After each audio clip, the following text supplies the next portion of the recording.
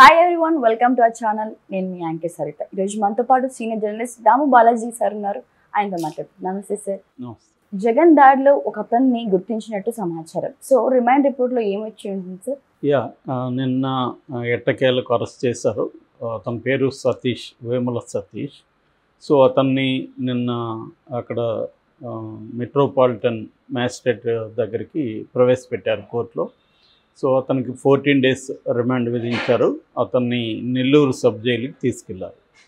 అయితే దీనికి సంబంధించి రిమాండ్ రిపోర్ట్ కోర్టుకి పెట్టారు. మామూలుగా రిమాండ్ కేసు డైరీ అంటారు, దాన్ని రిమాండ్ రిపోర్ట్ అంటారు. అంటే అరెస్ట్ చేయకముందు ఒక కేసు నమోదు చేసిన వెంటనే ముందుగా ఎఫ్ఐఆర్ చేస్తారు. దాని తర్వాత ప్రాథమిక సాక్ష్యాధారాలను బట్టి వ్యక్తులను తీసుకొని వాళ్ళని విచారిస్తారు. వాళ్ళ దగ్గర కన్ఫెషన్ స్టేట్మెంట్ తీసుకుంటారు. సో కన్ఫెషన్ స్టేట్మెంట్ అంటే వాళ్ళ వాంగ్మూలం అన్నమాట, నేర అంగీకార వాంగ్మూలం, అంటే వాళ్ళు నేరం అంగీకరించారా లేదా. సో దాన్ని బట్టి వాళ్ళ మీద సెక్షన్స్ అవన్నీ కూడా ఆల్రెడీ ఎఫ్ఐఆర్లో ఉంటాయి కాబట్టి దీని అంతా పెట్టుకొని బేసిక్గా ఇప్పటి వరకు ఏం జరిగింది, ఎలాంటి ఎంక్వైరీ చేశాము, ఇతను విచారిస్తే ఏం విషయాలు తెలిసాయి, ఇవన్నీ కూడా కోర్టుకి సబ్మిట్ చేయాలి.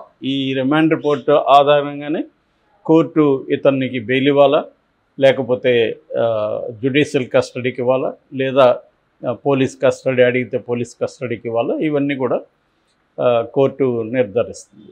సో వీళ్ళు ఇప్పటికైతే ఇంకా కస్టడీకి వేయలేదు. కస్టడీ పిటిషన్ అంటారు. కస్టడీ పిటిషన్ అయితే నిన్న వేయలేదు. ఓన్లీ ఇతన్ని జ్యుడిషియల్ కస్టడీకి పెట్టమని రికమెండ్ చేశారు. ఈ క్రమంలో అందులో ఏముంది అన్నప్పుడు ఇతను వేముల సతీష్, అరౌండ్ 19 years. ఇతను A2 ప్రేరేపణతో, A2 అనేది ఇక్కడ ఎవరి పేరు చెప్పలేదు, ఇంకా A2 ప్రేరేపణతో ఇతను జగన్ని చంపాలనే ఇంటెన్షన్తోనే ఒక సిమెంట్ బ్లాక్, రాయి, దాన్ని బాగా షార్ప్గా ఉంది, దాన్ని ముందుగా జోబీలో వేసుకొని 8:10 ఆ ప్రాంతంలోకి వెళ్ళి అతను ప్లాన్డ్గానే చేశాడు, అటాక్ చేశాడు అనేది వాళ్ళు చెప్పారు. అందుకని 120B IPC అండ్ 307 IPC ఈ 2 సెక్షన్లు పెట్టారు. మామూలుగా కాగ్నిజబుల్ అఫెన్స్ అంటే నాన్ బెయిలబుల్ అఫెన్స్, 3 ఏళ్లకు పైన శిక్ష ఒక కేసులో ఉంటే దాన్ని కాగ్నిజబుల్ అఫెన్స్ అంటారు. సో అటువంటి సెక్షన్లు దీంట్లో ఉన్నాయి. 120B అంటే క్రిమినల్ కాన్స్పిరసీ, అంటే ఒక కుట్రపూరితంగా చేశాడు, ఇతను ప్లాన్డ్గా కుట్రపూరితంగా చేశాడు. అట్లాగే 307 అంటే హత్య చేసే ఉద్దేశంతోనే చేశాడు. ఇది హత్యాయత్నమే, ఎందుకంటే తగులుంటే ఆల్రెడీ తగిలిన ఆయనకి అది వేరే చోట సెన్సిటివ్ పార్ట్లో తగిలింటే చనిపోయే అవకాశం కూడా, కన్ను మీద తన్న కన్ను పోయేది, ఇటువంటి ఏరియాలో బ్రెయిన్కి అది పడితే అది డెత్ కూడా దారితీసే అవకాశం ఉంది. సో రెండోది ఇద్దరికి తగిలింది, అది జగన్ అండ్ వెల్లంపల్లి శ్రీనివాస్, ఆయనకైతే కంటి దగ్గరే తగిలింది. సో ఇతను అనేది వాళ్ళు చెప్పారు. అట్లాగే అతను బ్యాక్గ్రౌండ్ ఏంటి, అతను ఎవరు, ఈ డీటెయిల్స్ కూడా దాంట్లో చెప్పారు. అంటే క్లియర్గా జగన్ని చంపే ఉద్దేశంతోనే, అంటే మోటివ్ చంపే ఉద్దేశంతోనే ఈ కుట్రపూరితంగా ముందుగానే ప్లాన్డ్గా రాయి తీసుకొని వచ్చి చేశారు అనేది చెప్పారు. 14 రోజులు రిమాండ్కి ఇచ్చారు. అయితే ఈ కాంటెక్స్ట్లో ఇతని తరపున, సతీష్ తరపున సలీం, అబ్దుల్ సలీం అని ఒక అడ్వకేట్ వాదించారు. ఆయన కూడా మీడియాతో మాట్లాడారు. ఆయన గతంలో కూడా కోడికత్తి కేసు అని పిలుస్తున్న సీను ఎవరైతే ఉన్నారో అతని తరపున కూడా అతను వాదించాడు గతంలో. సో అతని ఆర్గ్యుమెంట్ ఏంటంటే ఇతనికి జగన్కి ఏ రకమైన ఆస్తి గొడవలు ఇంకోటి లేవు. సో అతనికి చంపాల్సిన ఇంటెన్షన్ ఎందుకు ఉంటుంది, అవసరం ఎందుకు ఉంటుంది, కాబట్టి 307 పెట్టడం కరెక్ట్ కాదు. అతను మామూలుగా రాయి విసురుండొచ్చు, కానీ చంపే ఉద్దేశం కానీ ఏమీ లేదు అనేది ఆర్గ్యూ చేశాడు. ఆ ఆర్గ్యుమెంట్తో కోర్టు కన్విన్స్ కాలేదు. ఎందుకంటే అది వెపన్గానే కోర్టు పరిగణిస్తుంది. ఎందుకంటే అది బాగా షార్ప్గా ఉండే ఒక స్టోను, దాంతో కొట్టినప్పుడు చనిపోతారు మనిషి. అది ఆ అబ్బాయికి తెలీదా, అతనికి 19 ఏళ్ళు. సో ఒక మనిషి మీద నేను రాయేస్తున్నానంటే దాని నాకు హత్య చేయాలని లేకపోవచ్చు. ఒక్కోసారి ఏం జరుగుతుందంటే, ఇప్పుడు నేను నీ మీద రాయేస్తాను, నాకు హత్య చేయాలని ఉండదు, నేను గాయపరచాలని ఉంటుంది, కానీ ఆ రాయి హత్యకు కూడా దారి తీయచ్చు. చాలాసార్లు మనకి క్రికెట్ బాల్తో చనిపోయిన వాళ్ళు ఉన్నారు, రకరకాల చిన్న చిన్న వస్తువులతో కూడా చనిపోయిన వాళ్ళు సంఘటనలు చాలా ఉన్నాయి. ఎందుకంటే అది కన్ను, తల ఇటువంటి ప్లేసెస్లకి తగిలినప్పుడు అది డేంజర్ ఉంటుంది. సో అందుకని కోర్టు పబ్లిక్ ప్రాసిక్యూటర్ వాదంతో ఏకీభవించింది, కానీ డిఫెన్స్ అడ్వకేట్ వాదంతో ఏకీభవించలేదు.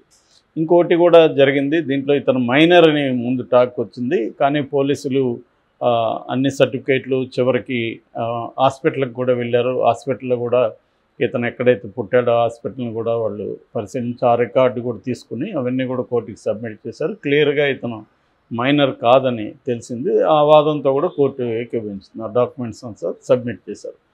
సో ఇప్పుడు ఈ కేసులో ఇంకేం జరగచ్చు లీగల్గా అన్నప్పుడు, ఈ కేసులు ఏంటంటే ఇప్పుడు A1గా ఇతన్ని మాత్రం పెట్టారు. ఎందుకంటే రాయేసింది ఇతనే అనేది వాళ్ళు ప్రూవ్ చేస్తారు. ఆ ప్రూవ్ చేయడానికి సైంటిఫిక్గా కూడా వాళ్ళు ఒకటి వీడియో ఫుటేజ్ని, సీసీ ఫుటేజీ, ఈ వెహికల్కి కూడా బస్సు దగ్గర కూడా సీసీ కెమెరాలు ఉన్నాయి, దాని సీసీ ఫుటేజీ అంటే రాయి వచ్చిన ఇది. తర్వాత చాలామంది వీడియోలు తీశారు, దాదాపు ఒక 50-60 వీడియోల ఫుటేజ్ని చూశారు.